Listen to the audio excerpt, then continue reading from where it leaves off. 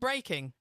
Labour MP Zohran Mamdani just exposed the government's economic lies so brutally that Parliament descended into absolute chaos.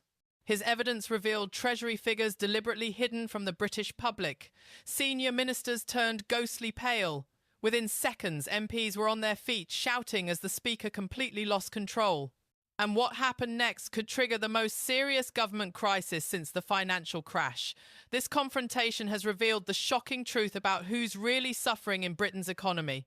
If you want to know how deep this deception goes and who's paying the real price, hit that subscribe button now because this story is exploding by the hour. Here's what sparked this unprecedented meltdown. At 2:17 p.m. today, during routine economic questions, Chancellor Rachel Reeves was presenting what she called strong recovery indicators. Her message seemed rehearsed. Inflation tamed, growth restored, prosperity returning. The government benches nodded along. But backbench MP Zohran Mamdani had received alarming information. The first-term MP from Birmingham Edgbaston had been contacted by Treasury whistleblowers. Parliamentary convention demands members follow strict protocol. Mamdani waited patiently. When finally acknowledged by the Speaker, no one expected what followed. Even veteran parliamentarians were stunned by what was about to unfold.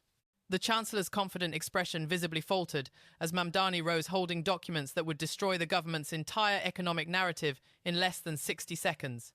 Madam Chancellor, Mamdani began, his voice steady and deliberate, the economic recovery you've just described exists only in manipulated statistics, not in the lives of ordinary Britons. The chamber fell completely silent. Even opposition MPs stopped their usual background chatter. I have here, he continued, holding up official-looking papers with Treasury letterhead, Internal Government.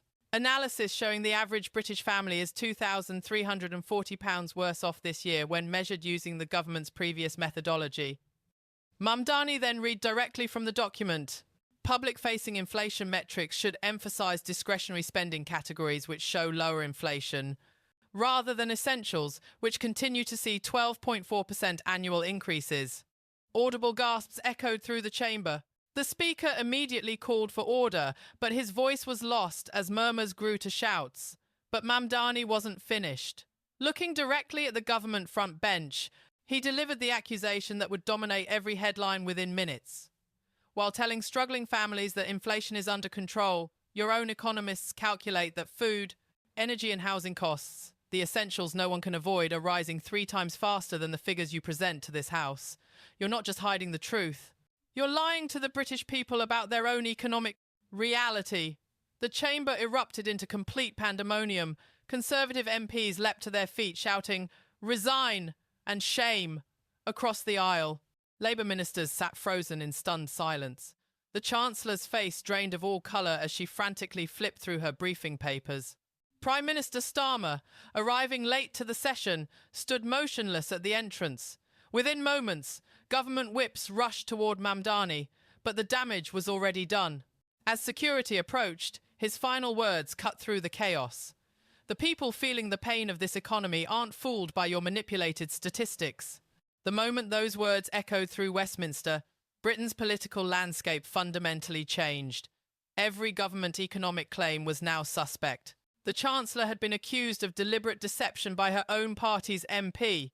And most devastating of all, millions watching live saw not just political disagreement, but evidence of systematic lying about the basic economic realities facing British families. Meanwhile, ordinary working people across Britain are living the harsh truth behind the government's economic fiction. Margaret Wilson, a 64-year-old school cafeteria worker from Sunderland, knows exactly what Mamdani was talking about. They tell us inflation is at 3.2%, she told reporters outside her small terraced house. But my energy bills are up £187 a month since last winter. Her monthly salary covers barely 2/3 of her essential expenses. I've worked all my life, paid my taxes, done everything right. Now I'm using food banks for the first time at age 64. Her voice broke as she described choosing between heating and eating 4 days each week. While people like Margaret struggle with impossible choices, the contrast with those benefiting from the current economy couldn't be more stark. The Sunday Times reported record profits for Britain's 5 largest energy suppliers. Images leaked online showed energy executives celebrating at a luxury London hotel with £420 bottles of champagne. We're talking about companies reporting £13.7 billion in combined profits, while elderly pensioners freeze in their homes. Energy CEO compensation up 64%, while nurses use food banks.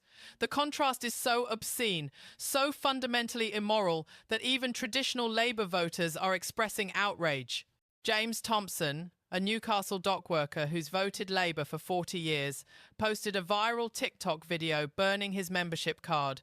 "This government doesn't represent working people anymore," he declared. His video reached 2.4 million views, with thousands sharing similar sentiments. Across Britain's industrial heartlands, the message is unmistakable. They're protecting profits while we struggle to survive. Then something unprecedented happened that nobody saw coming. Just hours after Mamdani's explosive intervention, former Bank of England Governor Mark Carney broke his strict policy of political neutrality. At an economic conference in Edinburgh, Carney delivered a carefully worded but unmistakable criticism that sent shockwaves through financial markets. "The integrity of economic statistics is the foundation of market confidence," he stated with visible concern.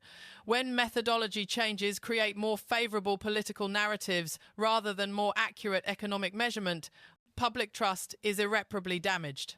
Though never mentioning the government directly, Carney's message was crystal clear. Once credibility in economic reporting is lost, restoring it requires years, sometimes decades, regardless of which party holds power.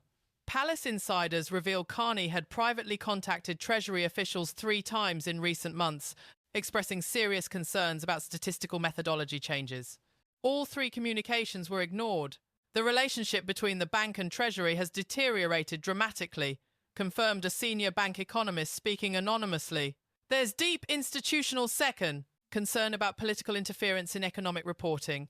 The optics are devastating for Chancellor Reeves, Britain's most respected financial authority, effectively validating Mamdani's accusations. Government insiders confirm Carney's intervention broke 25 years of established protocol for former bank governors. This isn't just criticism, noted financial analyst Dr. Jonathan Peters.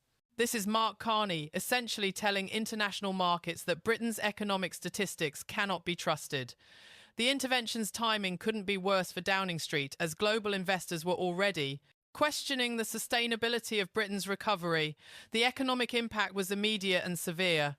The pound sterling dropped 3.4% against the dollar in afternoon trading, its steepest decline since the 2022 mini-budget crisis. Investment firm Goldman Sachs placed UK government bonds on negative watch, citing significant concerns about statistical transparency. Within Parliament, the political aftershocks intensified hourly. Opposition leader Robert Jenrick formally demanded an emergency debate on the integrity of government economic reporting. His motion received immediate backing from the SNP, Liberal Democrats, and, most dramatically, 23 Labour backbenchers. International reaction compounded the government's crisis. The International Monetary Fund announced it would reassess recent UK economic data in light of methodology concerns.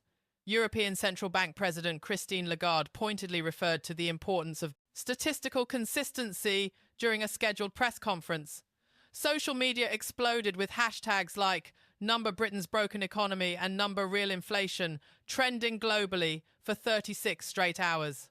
Twitter analysts recorded over 9.7 million economic-related posts, with 74% expressing outright disbelief in government figures. Street protests materialised spontaneously outside the Treasury in London, where approximately 5,000 demonstrators gathered, many holding signs reading "Stop lying about our living costs" and "Real people, real prices." The demonstration spread to Manchester, Birmingham and Glasgow within 48 hours. The polls confirmed Downing Street's worst fears. YouGov showed public trust in government economic statements collapsed from 47% to just 21% overnight. When asked specifically about inflation figures, only 17% believed official statistics reflected their actual experience. Most damaging of all, 72% of respondents, including 58% of Labour voters, believed the government had deliberately manipulated economic data for political advantage. All this unfolded while Treasury officials remained barricaded inside their offices, refusing all media requests as Britain witnessed a collapse in economic credibility that threatened the government's very foundation. Inside Treasury headquarters, complete panic has taken hold. The atmosphere is described by one senior civil servant as absolute chaos bordering on hysteria. Ministers and advisors are frantically calling economic journalists, offering important context that nobody wants to publish. Chancellor Rachel Reeves allegedly locked herself in her office for 5 hours, cancelling all appointments, including a scheduled call with the Prime Minister. Treasury Permanent Secretary James Bowman was overheard saying, "This is exactly what we warned would happen if we changed the methodology. This is a complete disaster. 3 special advisors have already cleared their desks, expecting imminent dismissal as scapegoats for the crisis." WhatsApp groups with names like Statistical Damage Control and Narrative Rescue are buzzing between ministers, desperately trying to coordinate a response. The question isn't if resignations will follow, but how many and how senior. Economic Secretary to the Treasury Laura Bennett looked visibly shaken leaving Parliament, telling reporters only, "This is not the appropriate time for statements. Sources close." To her reveal, she had objected to the statistical methodology changes during 4 separate meetings, but was overruled each time. She documented her concerns in writing, confirmed one Treasury official. "She's making sure everyone knows she wasn't responsible for this." Meanwhile, Prime Minister Starmer is described as absolutely furious within Downing Street. During an emergency cabinet meeting at 11:30 p.m, witnesses say he pounded the table shouting, "You assured me these changes were standard practice internationally." The cabinet is fracturing into competing factions, transparency advocates demanding immediate statistical review versus political operators insisting they can still control the narrative. Civil servants are reportedly preserving all communications related to inflation methodology changes, a clear sign they anticipate formal investigations. The government economic team, once considered Labour's greatest strength, now stands as its most catastrophic liability. But here's the bombshell that could destroy the government's credibility permanently. Leaked emails from within the Treasury revealed the decision to change inflation calculation methodology wasn't just politically motivated, it was explicitly designed to hide economic pain from those suffering most. In these communications, which The Guardian has verified as authentic, special advisors discuss targeting specific demographic groups with manipulated statistics. One email from the Chancellor's office dated February 8 states, "The current methodology disproportionately reflects price increases affecting lower-income households. Alternative weighting would present more politically manageable headline figures while technically remaining within international statistical standards." If these emails show what sources claim, this wasn't just data manipulation, it was a deliberate attempt to hide economic suffering from the very people experiencing it most severely. Think about what that means for democratic accountability. Treasury officials potentially engaged in targeted deception against Britain's most vulnerable citizens. Multiple sources confirm Economic Secretary Laura Bennett chaired a working group titled Statistical Presentation Strategy that met 17 times between December and February. The group's existence was never publicly disclosed. Former Office for National Statistics Director Sir David Norgrove didn't mince words. If these allegations are substantiated, this represents the most serious breach of statistical integrity in British democratic history. The Public Accounts Committee has already announced an emergency investigation with cross-party support. Legal experts suggest the revelations could trigger independent inquiries extending beyond parliamentary oversight. The optics would be absolutely catastrophic. A Labour government elected on promises of economic fairness and transparency, deliberately manipulating statistics to hide economic hardship from the very working people they claim to represent. Meanwhile, Zohran Mamdani is emerging as an unexpected champion for economic truth with rapidly growing public support. While government officials hide from media scrutiny, Mamdani has embarked on what he calls his real economy tour across communities hit hardest by inflation. In Middlesbrough, over 6,000 people gathered to hear him speak despite freezing temperatures. When government statistics don't match what's in your shopping basket, the problem isn't your shopping basket, he told cheering crowds. While Starmer and Reeves struggled to contain the fallout, Mamdani appears increasingly confident and principled.